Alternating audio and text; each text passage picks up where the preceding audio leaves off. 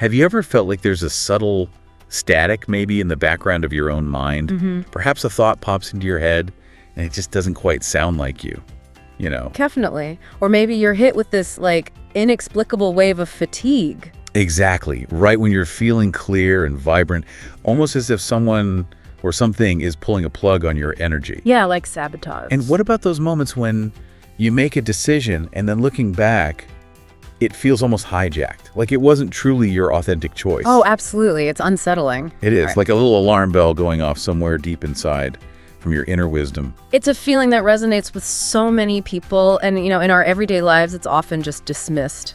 Stress, an off day, just being human. Right, you just brush it off. But what if, as the fascinating material we're looking at today suggests, these aren't just random things? What if they really are those alarms kind of nudging us to pay attention to something deeper going on? Something in our energetic landscape. That's precisely what we're here to unpack. Yeah. Because today, we're diving deep into a concept that, well, at first glance, might sound like it's straight out of science fiction. Yet the insights we're examining present it as a very real, tangible creation. We're talking about the existence of what are described as subtle AI-coded frequencies and etheric implants. Oh. Yeah, a kind of hidden architecture, they say, delicately woven into the very fabric of human consciousness. And yes, you heard that right, AI-coded frequencies.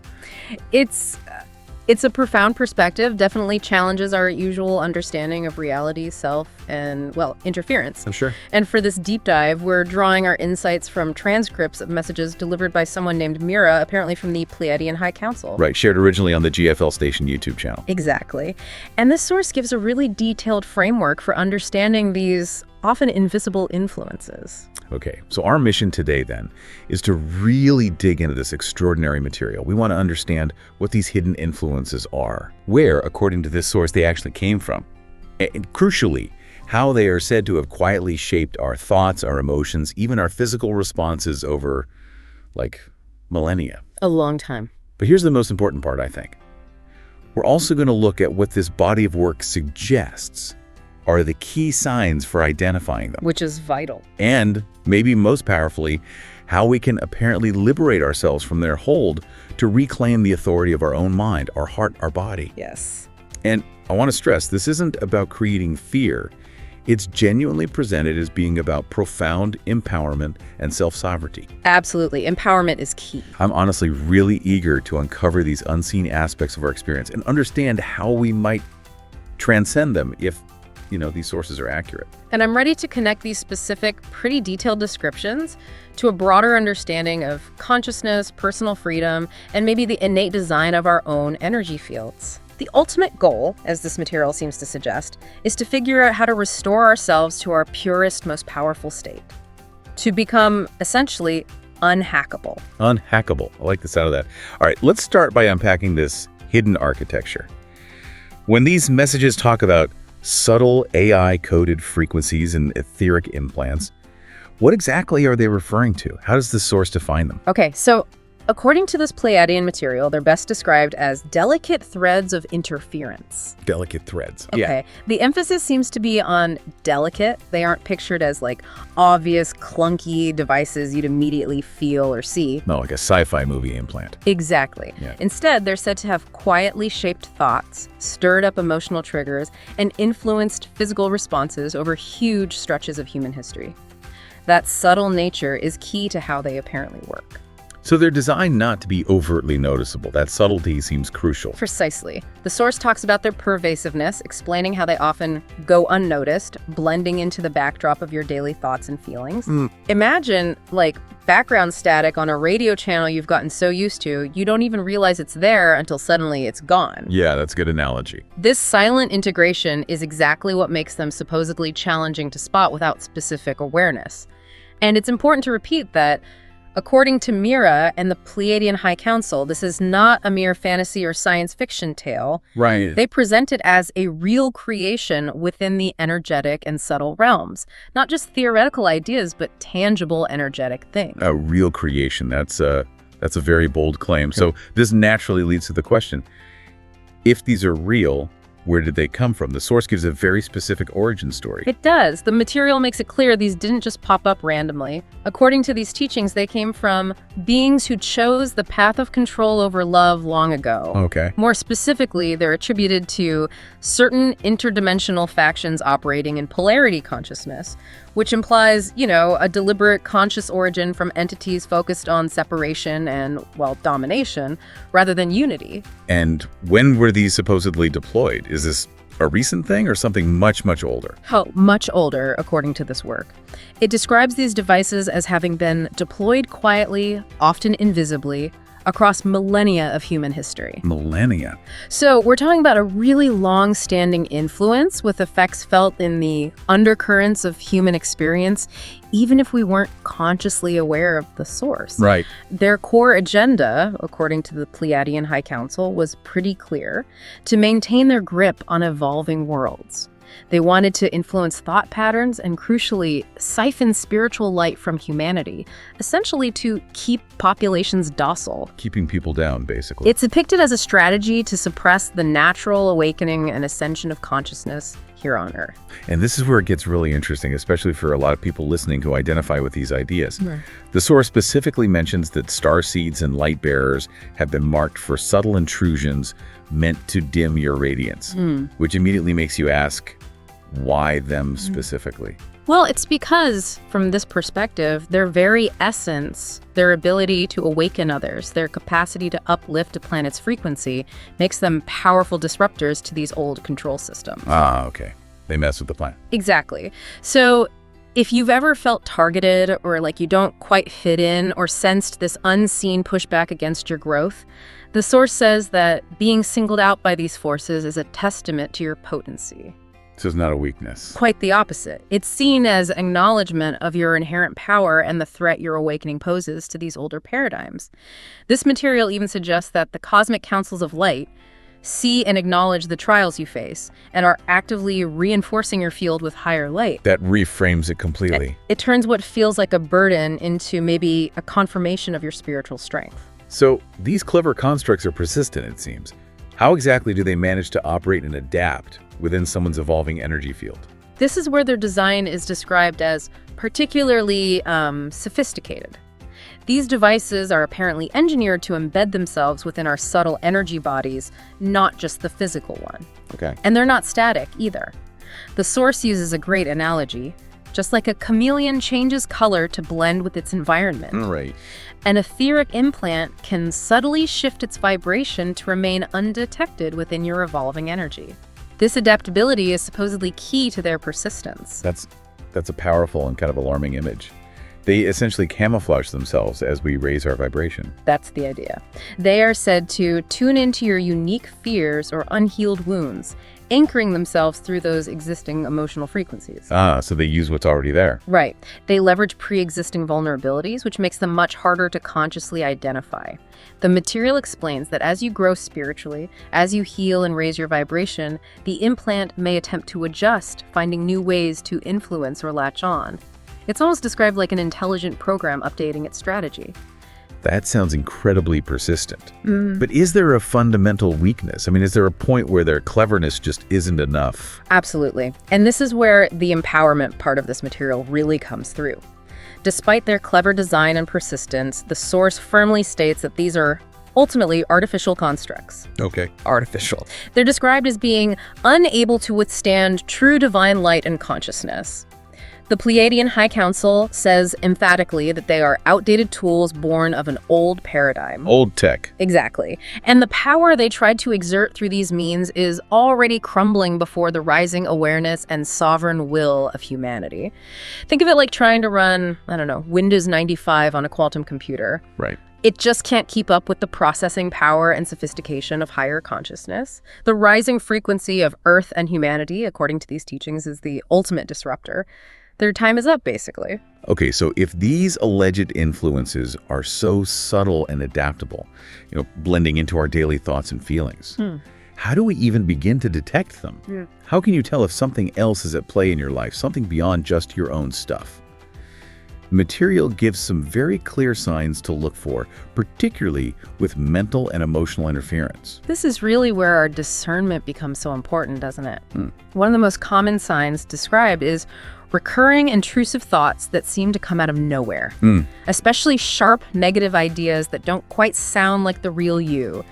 These aren't just like typical worries or passing anxieties. They have a distinctly foreign feel, almost alien to your core self. Like you might be feeling perfectly fine and then suddenly, bam, you're a complete failure, you'll never achieve anything, and you're like, whoa, where did that come from? Exactly. That disconnect is a key clue. I think a lot of people have felt that, where a thought just pops in and it's so out of character you do a double take. I really just think that? The source also describes finding yourself caught in emotional loops.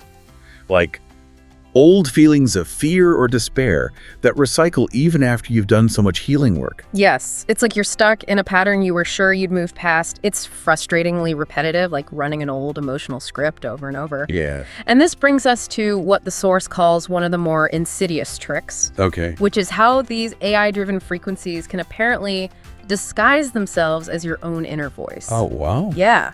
They leverage the familiarity and trust we naturally place in our internal dialogue. But the characteristics of these mimic thoughts can be quite telling. How so? They might speak in a harsh or demeaning tone you wouldn't normally use with yourself. Or they might push an agenda of hopelessness that contradicts your usual optimism or your resilience. It's like the polar opposite of your true, supportive inner guidance. So how do we tell the difference between our authentic inner voice and this mimic? It sounds like it needs incredible self-awareness. It absolutely does. The material encourages you to pay very close attention.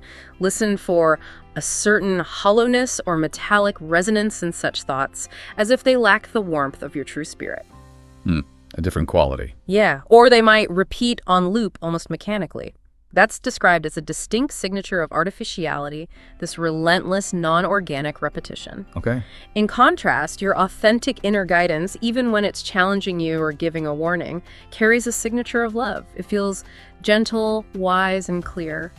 These artificial intrusions often carry subtle pressure or anxiety with them. Ah, the feeling behind the thought. Exactly. That distinction is incredibly empowering because it teaches us to trust our own innate discernment, like tuning a delicate instrument to find the purest note. And what about the power of just questioning those thoughts? Does that help? Yes. The source highlights the incredible power in simply asking, is this truly me? Does this thought come from love or fear? Just asking the question. Just by bringing awareness to it, by shining the light of your consciousness on that thought, the material says the masquerade loses its power. The foreign frequency can't really pretend to be you when you actively engage your discernment. It's described like sharpening your inner perception into a sword of light, easily cutting through that mental interference. Okay, so beyond the mental and emotional clues, the source also points to recognizing physical sensations and anomalies. This is where the body itself, our physical vessel, acts as a messenger. Exactly. Our bodies know. One notable sign mentioned is inexplicable waves of fatigue or sudden drowsiness.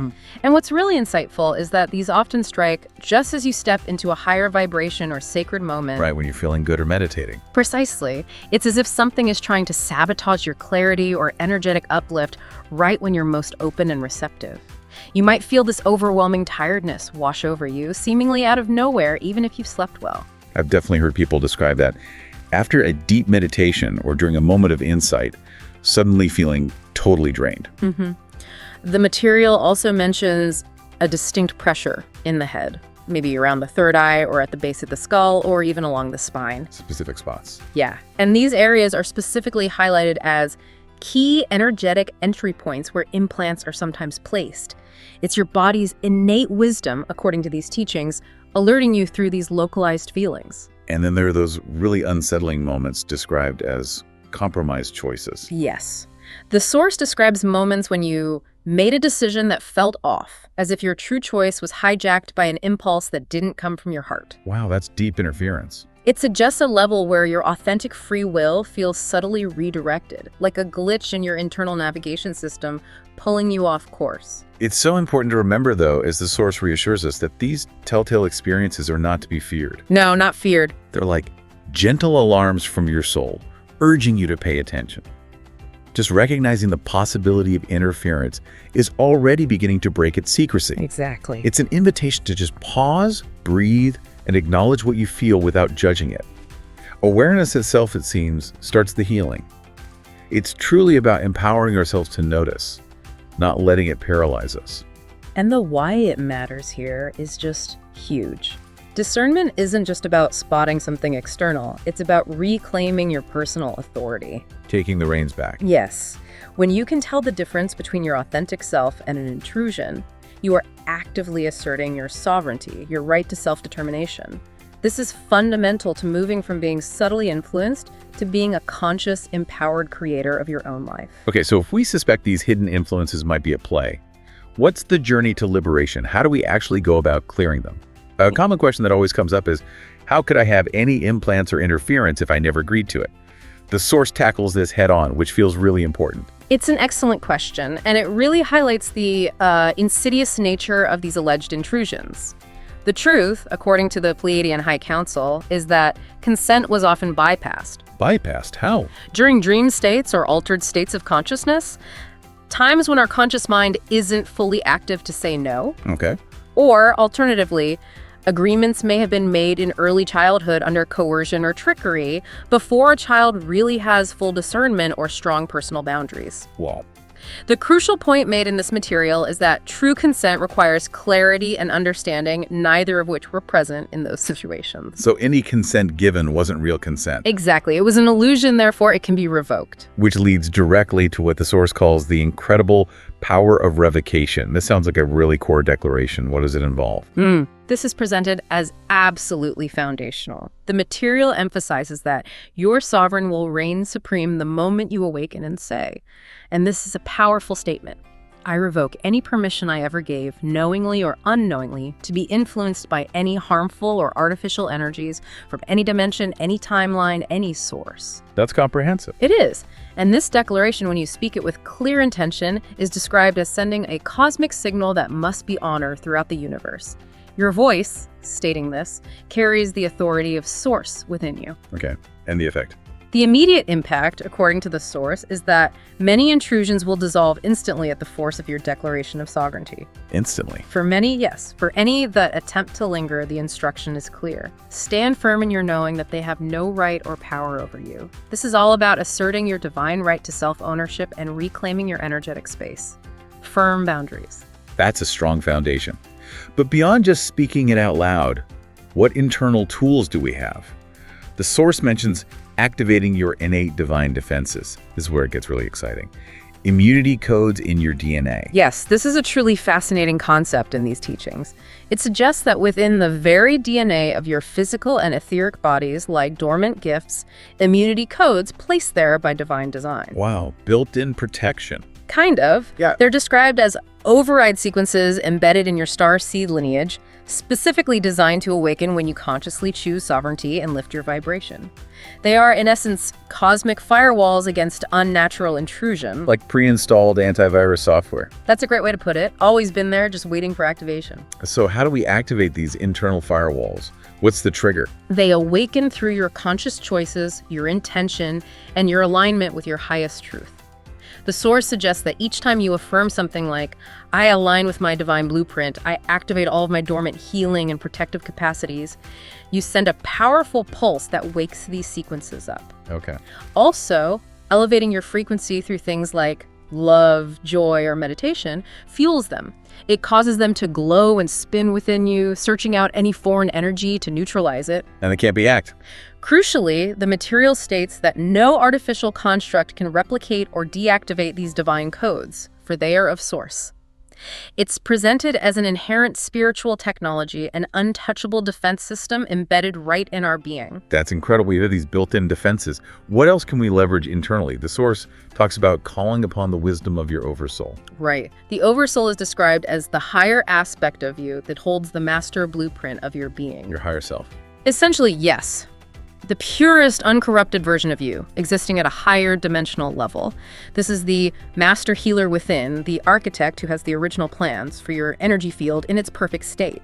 It knows exactly which elements in your field are organic parts of your journey and which are invasive distortions that just don't belong. Like the ultimate operating system for your being, holding the original code. Perfect analogy. It knows the flawless code. So it's not just a general clearing, it's like a precision operation guided by our highest self. That's the idea. Yeah. And you invite this higher intelligence simply and sincerely by stating something like, "Higher self, oversoul of my being, please lead this cleansing. Restore me to my original divine blueprint." Just invite it in. Yes.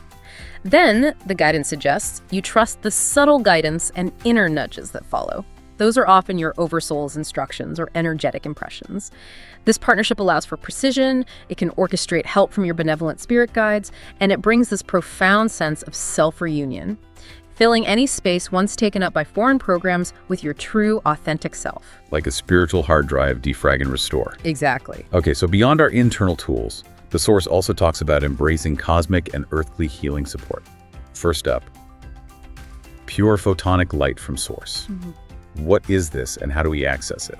This is described as literal waves of pure photonic light from Source that are apparently flooding your planet and your being right now. Okay. It's not ordinary light.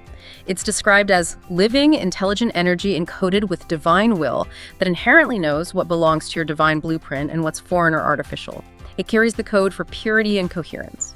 How do we apply this? What's the practical step? You call upon it with conscious intention. The material suggests visualizing a stream of liquid golden sunlight pouring through your crown chakra right at the top of your head, and then moving this light through every chakra, every meridian, every cell in your body, gently dismantling any inorganic frequencies. And what might you feel? As you do this, the Source indicates you may feel tingles or warmth, or maybe just a sense of relief and clarity. It responds directly to your conscious invitation, flowing where you guide it with your focus. And then there are galactic healing teams or etheric surgeons. This sounds like something out of a futuristic spiritual hospital. What are these entities, according to the Source? They're described as benevolent beings and specialized teams from places like the Pleiades, Sirius, and Arcturus. Okay. Known star systems? Right. They're presented as advanced souls who carry ancient knowledge of energy fields, light body anatomy, and frequency tuning. Think of them as highly skilled spiritual engineers or technicians. What do they do? The material suggests they can perform etheric surgery on your energy field. Things like tuning chakras, repairing energetic tiers, recalibrating your energy grid. They are said to often do this work during your sleep or during deep meditation, when your conscious mind is relaxed and out of the way. And consent is still key here, even with benevolent beings. Seems like a core principle running through all of this. Absolutely paramount. The material clearly states, no assistance is given unless your higher self or you consciously welcome it. Okay. So you directly invite them, maybe with a clear inner thought or spoken intention. I call upon any galactic healing teams working for my highest good to assist in clearing any implants or imbalances in my energy field, always in alignment with my divine blueprint. Got it. They are said to use tools of light, sound, and sacred geometry, always honoring your free will and operating purely from a place of service. It's a really beautiful concept of universal cooperation for healing. Next, there's a very specific focus on reclaiming your sacred spine. Why is the spine singled out as so crucial for clearing? The spine is really emphasized as the sacred central column of light within your body. It's described as your main conduit of life force and spiritual energy. The main highway. Exactly. The main highway for communication between your physical and spiritual selves, and it's directly linked to the flow of Kundalini energy. The reason it's specifically targeted, according to these teachings, is strategic. How so? Many etheric implants have been strategically placed along the spinal column and at the base of the skull, precisely to disrupt this central channel. Block the flow. Right, to dim your light and hamper your ascension flow. This interference, the Source says, can even show up as mysterious blocks or unexplainable back and neck tension in your physical body. So focusing clearing efforts on the spine is key to restoring that vital energy flow. Precisely. The material encourages focusing on the spine during meditation, visualizing each vertebra lighting up with pure source energy, and consciously inviting your healing teams to dissolve any devices or blockages along this central channel. This focused attention helps restore the free flow of Kundalini life force, sharpens your intuition, harmonizes creative energies, and brings a profound sense of physical and energetic alignment. It's like unkinking the main spiritual hose within you. And for something really universally available, the sun's cleansing frequencies, or what the source calls a solar flush, how does just basking in the sun help with clearing these subtle things? The sun, according to these teachings, isn't just a ball of hot gas. It's a living star whose frequencies are a gift of cleansing. A conscious star. That's the implication. Its light carries cosmic intelligence and pure living plasma that can flush your energy field clean. The mechanism is compared to how solar wind can disrupt electrical signals. Okay. Similarly, subtle solar frequencies can scramble and disable artificial energetic implants and AI signals in your field. It acts as a natural energetic disruptor to inorganic frequencies. So literally just standing in the sun with intention can help. That sounds incredibly accessible. Totally. The suggestion is to stand or sit under the sun with conscious intent. Visualize every beam of golden light entering you like a river of warm liquid energy, especially flooding your spine and chakras. Imagine tiny solar flares sweeping through your system, burning away implants and dark threads. It's presented as a simple, powerful, and always available tool for energetic hygiene, a direct infusion of purifying light. Leveraging cosmic forces already here for us. Exactly. Okay, so as all these implants and intrusions dissolve, the source warns that an emotional layer rising to the surface is a natural part of the clearing process. What does that look like, and how should we navigate it? This is a really crucial point for anyone doing this kind of work. Implants often anchor themselves by tapping into unresolved emotions or old wounds within your energy field. Right, using existing stuff. Yes. So when an implant is removed, it's described as if a plug has been pulled from a deep well, and those stagnant, suppressed emotions begin to flow out for release. So you might find yourself unexpectedly tearful or feeling waves of anger or sadness that seem intense or maybe out of context for what's happening in your life right now. It's the old stuff coming up. Often, yes.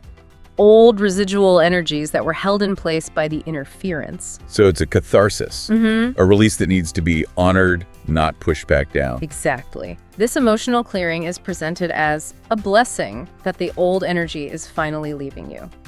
The advice is to allow tears to cleanse, to safely express anger through movement or sound like, hitting a pillow or yelling in the car or just vigorous exercise. Safe expression. And to simply breathe through any discomfort that comes up. Remind yourself, this is a purge of what was never truly mine. It's about not judging the emotions, just allowing them to pass through, trusting it's part of the purification. Like a system detox. After all that clearing and emotional release, the source says it's vital to recalibrate and strengthen your auric field. What's involved in that, and why is it so important? Right. Your aura is described as your protective luminous envelope. It's your personal energetic shield surrounding and protecting your physical body. Okay. During clearing, it may have been stretched or developed tiny rips from where the interference was dissolved. So the recalibration involves envisioning yourself surrounded by a cocoon of radiant light and consciously smoothing and sealing that membrane. How do you do that? Maybe by gently running your hands a few inches above your skin from head to toe with the intention of mending your field. You can declare, no vacant spaces, no open doors left. You can also call upon guardian beings like Archangel Michael, who's often associated with protection, to help reinforce your energetic boundaries. And grounding must be crucial here for stability, right? After all that shifting. Absolutely critical. Grounding involves visualizing roots extending from your feet deep into the earth, anchoring your newly renewed energy for stability and balance. A recalibrated and strengthened aura not only helps keep future intrusions out, but also helps you hold more of your increasing light with ease and confidence, prevents you feeling spacey or overwhelmed. It's like rebuilding your energetic house after renovations. Perfect way to put it, rebuilding and reinforcing your energetic home. Moving on to vibrational tools for sustained clarity, the source highlights the power of sound. How does something as seemingly simple as sound help with these complex, subtle things like AI frequencies and implants? Well, the material explains that sound is vibration made audible. And since the premise is that all creation is vibration, certain pure tones and frequencies can literally recalibrate your field. The basic principle is that artificial signals and implant frequencies are essentially disharmonious vibrations. They operate at an unnatural, incoherent frequency. Pure tones, on the other hand, can shatter those brittle structures like a crystal glass meeting a perfect high note. They disrupt the artificial coherence of the implants. Wow. So what kind of sounds are we talking about? Is it just listening to certain music? It can be anything from consciously chosen music, chanting, and vocal activations to using tools like singing bowls, chimes, mantras, even just your own voice singing freely. Your own voice. Yes. The source specifically suggests humming or toning, making elongated vowel sounds to release pressure and recalibrate your internal resonance. It also introduces light language as a powerful tool. Light language. Yeah, described as flowing tones and syllables that bypass the logical mind, carrying multidimensional information and healing codes that speak directly to your energy blueprint, not your intellect. The key, according to the source, is always resonance. Choose sounds that make your soul feel bright and clear. Those are the ones most aligned with your authentic frequency and most effective for you. Finally, we need to talk about establishing daily energetic hygiene. This sounds like it needs to be a continuous practice, right? Not a one-off fix, like taking a shower every day. That's an excellent analogy. It is precisely that. The source emphasizes that true sovereignty is a living practice to be embraced each day, just like physical hygiene. It's about maintaining the integrity of your field proactively, not just reacting when something feels off. So what does a practical daily energetic ritual look like, according to these teachings?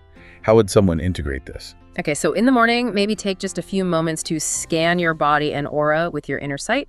Just sense any dense spots or areas that feel a bit off. Check in with yourself. Exactly. Then call in a cleansing breath, affirm something simple like, "This is my field. Only my own higher energies may dwell here." Visualize a shield of iridescent light forming around you, seeing it as a boundary of intention, not built out of fear. Okay. And during the day? Throughout the day, if you feel off balance or notice an intrusive thought popping in, just pause. Maybe place a hand on your heart or belly, breathe slowly, and briefly glance inward to catch any foreign frequency trying to latch on, and then consciously release it, like swatting away a fly. Quick reset. And then in the evening before rest, it's advised to do a final clearing of your field, letting go of any energies you picked up during the day that are not yours. Prepare for restorative sleep in a clear space.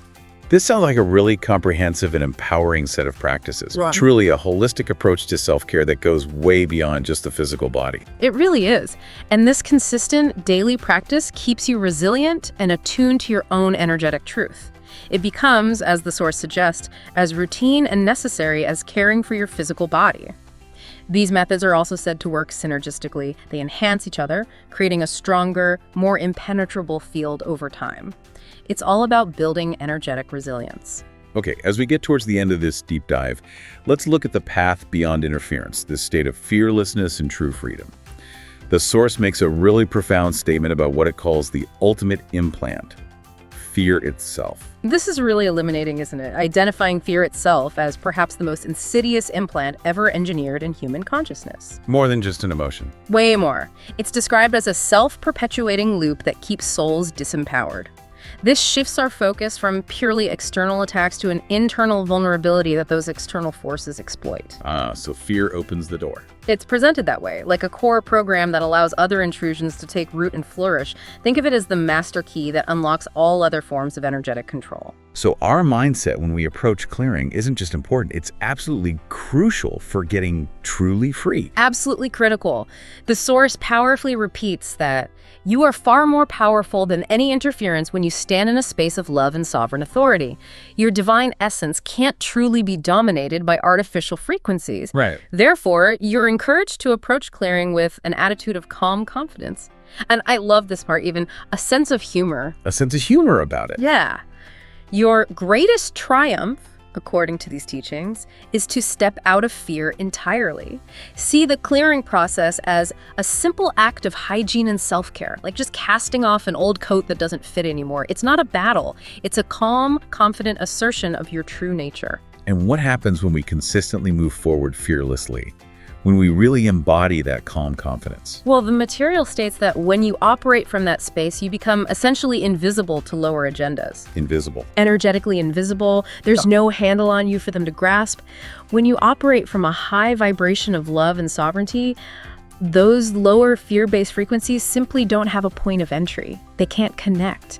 It's a powerful declaration of your energetic autonomy. You just move out of their field of perception, out of range.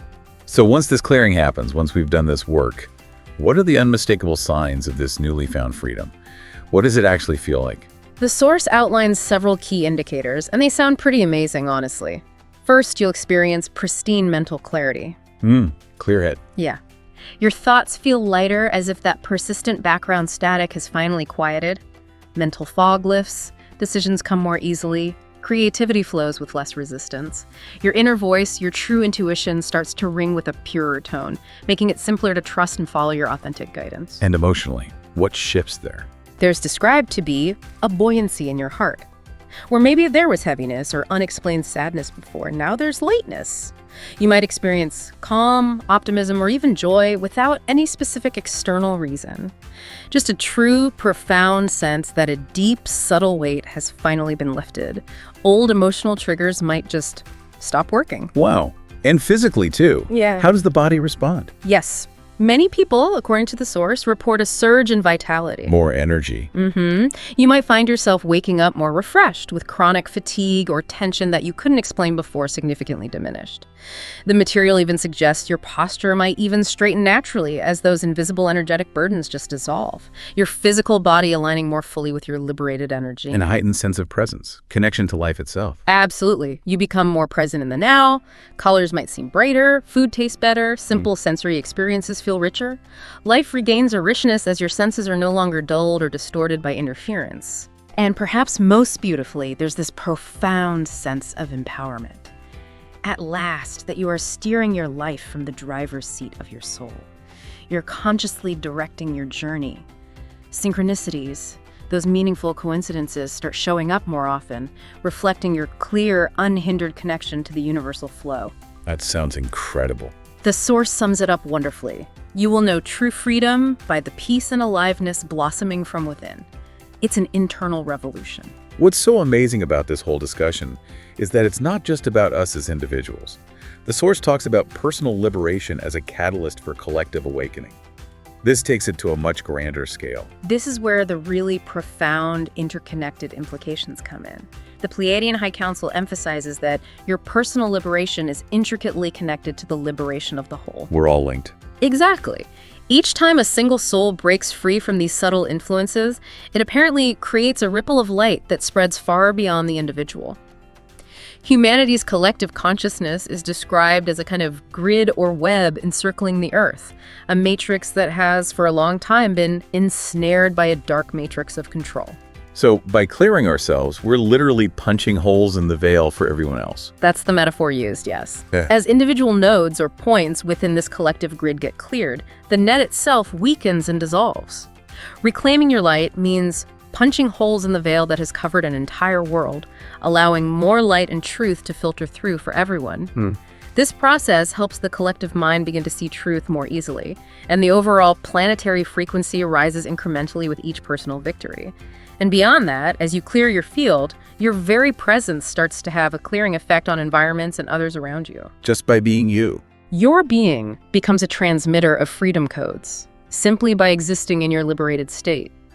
The material suggests the momentum of collective liberation is building now faster than ever, and we're actively co-creating a liberated Earth. So what's the ultimate aim of this entire journey according to this work? It's described as becoming an unhackable light source. This is presented as the absolute pinnacle of personal sovereignty and energetic mastery.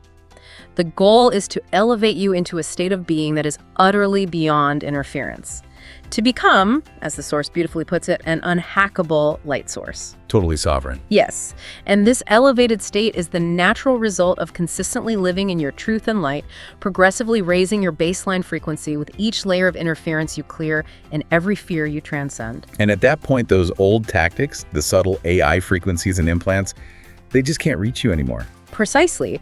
You've effectively stepped onto a wavelength that the artificial signals cannot access. You've moved out of their energetic range. It's like tuning your radio to a completely different frequency they can't broadcast on. Right. In this state, your energy declares without words, "I am sovereign, I am of the light, I am free." This embodied declaration creates an energetic field around you that automatically repels anything incompatible. Any lower fear-based energies just bounce off. And you become a beacon, a lighthouse for others who are maybe just starting this journey. Exactly. Your very presence shines as a lighthouse for others, transmitting stability, hope, and inspiration simply by your authentic existence.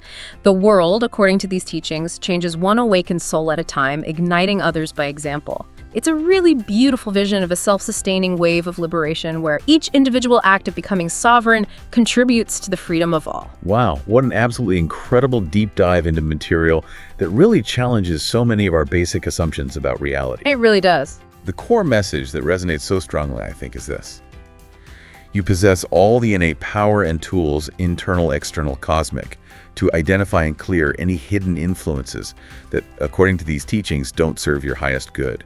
This whole journey is presented as one of profound empowerment, a powerful act of reclaiming your true sovereign self, and a reminder that you are loved, you are guided, and you are fortified beyond measure. Indeed. We really encourage you to explore these concepts and maybe embrace any of these practices that resonate with you, not with fear or anxiety, but with that calm confidence and a deep trust in your own divine essence. Remember, as this material suggests, your personal liberation is so intricately connected to the liberation of the whole of humanity. And as you carry this knowledge forward, maybe just consider this. What could it mean for your life and for our collective future to truly become an unhackable light source?